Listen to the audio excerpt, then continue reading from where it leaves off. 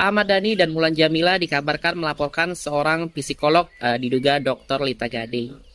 Pemicunya video TikTok yang mencantumkan nama lengkap dan wajah anak mereka SF dengan tulisan "Ibuku bukan". Banyak yang mengirimkan video ke saya mengenai ini nih. Nah, dia itu sampai anaknya Mulan Jamila dengan Ahmad Dhani, guys. Bagaimana menurut kalian? Kasihan atau gimana? Tetap pasti kasihan dong. Karena ini adalah dia beban mental sampai kapanpun karena ulah dari kedua orang tuanya. Nah, walaupun katanya ibunya bukan katanya gitu ya. Namun sudah stigma orang bahwa hal itu sudah tertanam di dalam diri Mulan.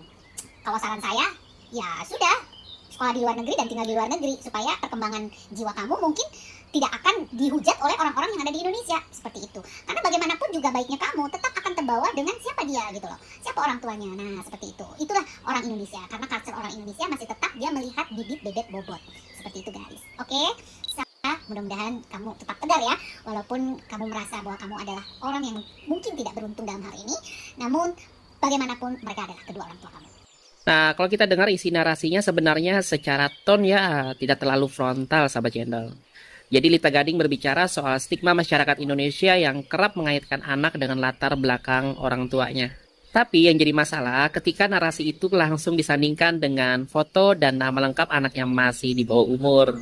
Ditambah caption emosional. Inilah membuat publik dengan mudah menyerang anak tersebut yang tentu belum paham konteks moral orang dewasa. Padahal sahabat cendol, menurut pasal 76C junto pasal 80 Undang-Undang Nomor 35 Tahun 2014 tentang Perlindungan Anak. Kekerasan psikis terhadap anak termasuk akibat dari unggahan di media sosial ya, bisa dikenai pidana hingga 3 tahun 6 bulan kurungan penjara dan atau denda sampai 72 juta rupiah.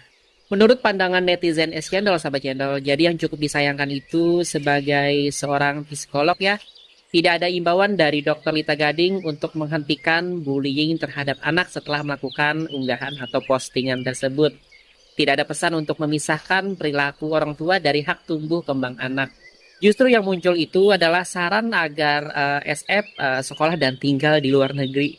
Seolah-olah menyarankan anak menjauh dari kenyataan dan bersembunyi dari masa lalu yang bukan kesalahannya. Jadi dalam kacamata sosial ya, ini bukan bentuk penguatan mental, tapi justru memperkuat trauma dan mengajarkan anak bahwa cara selamat adalah dengan lari, bukan membangun kepercayaan diri dan membuktikan bahwa dia berbeda. Yuk kita bedakan, kritik orang tua boleh sahabat cendol, tapi jangan bawa anaknya. Dan kalau kita bicara atas nama psikologi, semestinya ya yang diangkat adalah pemulihan bukan pelebelan. Drop pendapatmu di kolom komentar dan follow akun ini untuk bahas